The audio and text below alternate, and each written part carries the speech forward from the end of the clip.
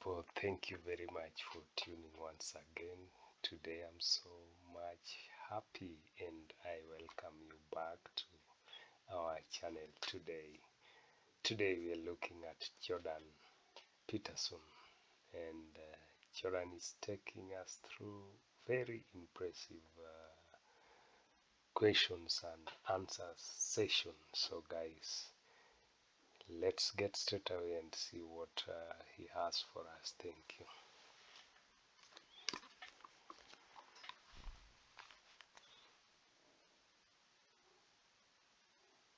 So my question is, as a redeemed progressive, what is the key to empowering men in the Me Too age while maintaining healthy boundaries and strong behavioral expectations? We've had relatively reliable birth control since 1960. Okay, that's not very long. And we underestimate the unbelievable technological triumph of birth control. It's the hydrogen bomb, it's the transistor, like it's a major league transformation in human interaction. Women are now free from involuntary reproduction. That's never been the case in the entire history of the planet. Okay, we don't know exactly what to do about that. Okay, so the first idea in the 60s was, hell, let's party. And you could see why. It's like what the rules for not engaging in promiscuous sexual intercourse seemed to have vanished. So we had a couple of decades of experimentation. It's like, well, how'd that go? Little hard on the family, I would say. That's not so good for kids. AIDS, that wasn't a plus. Could have killed us all. And it mutated, particularly to take advantage of promiscuous sex, because viruses are very tricky things.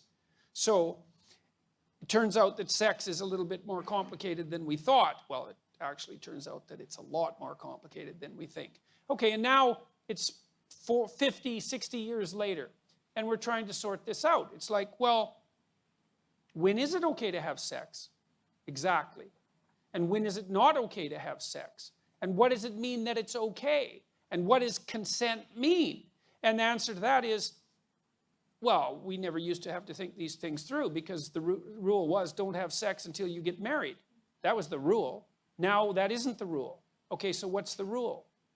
Well, we're not having a conversation about the rule. We're waiting till someone does something that seems like it might be untoward and then mobbing them and trying to extract the rule out that way. And it's not a very effective way of doing it.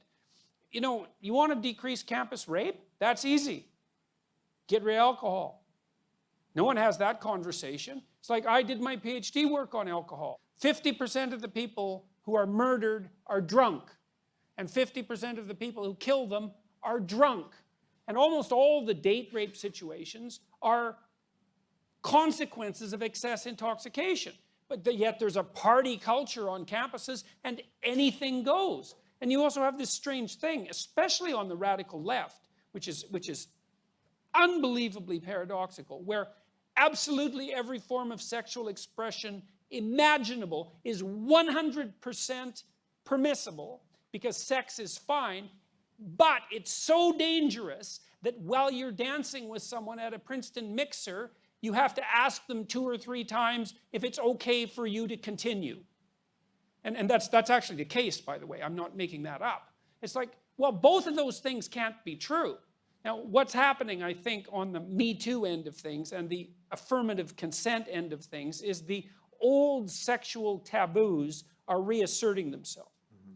The idea that we can extract sex out from emotional intimacy, and especially emotional intimacy, I would say, psychological intimacy, maybe even from long-term relationship, I don't believe it's a tenable idea. I don't think we can do it. And a lot of what we're seeing is the backlash against that. It's like, well, I feel used. Because one of the things that's happening on the really radical end of the anti-sexual abuse movement is the idea that, well, if you have intercourse with someone and then you regret it the next day, that's evidence that it wasn't consensual. Well, it is, in a sense, evidence that it wasn't consensual, because it's evidence that you didn't bloody well think it through, right? It was good for last night, but it's not good for today. It's not very wise. The question is, well, what constitutes consent? And we need to have a very serious conversation about that. Like, under what circumstances is it acceptable to give consent? But we're not mature enough to have that conversation. We want it both ways. We want to be able to do whatever we want, with whoever we want, whenever we want, with no consequences, and we want there never to be any trouble about consent. It's like, well, no, that's not going to happen. I don't think that sex works very well outside of committed relationships. I don't think there's any evidence that it does. There's a strong proclivity across cultures for the enforcement, social enforcement of long-term monogamy. And there's reasons for that. And I think you deviate from that at your peril. So now, if you want to deviate from that, there's all sorts of reasons to do it. And I can understand why people are interested in adventure and all of that. But, my sense also as a clinician is, you only really get to try out about 5 people in your life. You have to make a decision pretty damn quick. Like between 20 and 30, there's a lot of things to get straight, and long-term mate is usually one of them. And most of the time, people should be more careful with their sexual behavior when they're young, especially when they're drunk, than they are. And I just think it's so interesting that all of the taboo reconstruction is coming from the radical left. It's not what you'd expect at all. You'd think it'd be the damn right-wing Christians complaining about, sexual immorality. It's like, no, it's the radical lefties. You have to have signed consent before making any physical move. And then that's so what? Really? Who thought that up? That's the stupidest thing I've ever heard. You know how awkward that would be? You're supposed to be able to do a little bit of nonverbal reading, right? I mean, that's part of romance. You ever see a movie where the 2 people who are dating exchange consent notes? Like, that doesn't happen. So it's an unrealistic solution.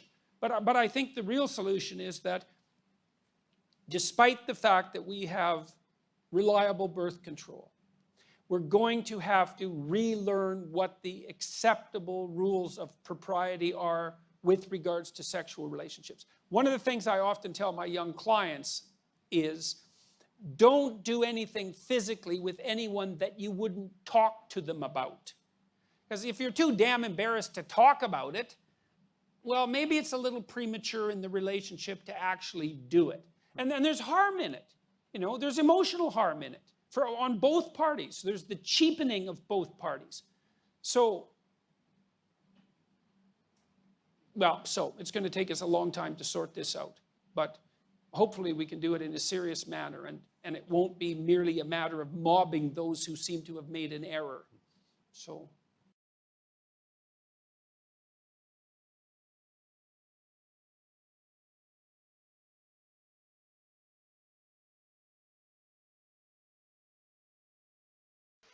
So great. Jordan Peterson has taken us through this very great topic, and he's delved into it, giving us the true facts, and I like it, guys. Thank you guys for tuning in. And if today is your first time here, I would say thank you, and please press that subscription button so that next time you will be able to get these great things. See you again next time. Bye bye.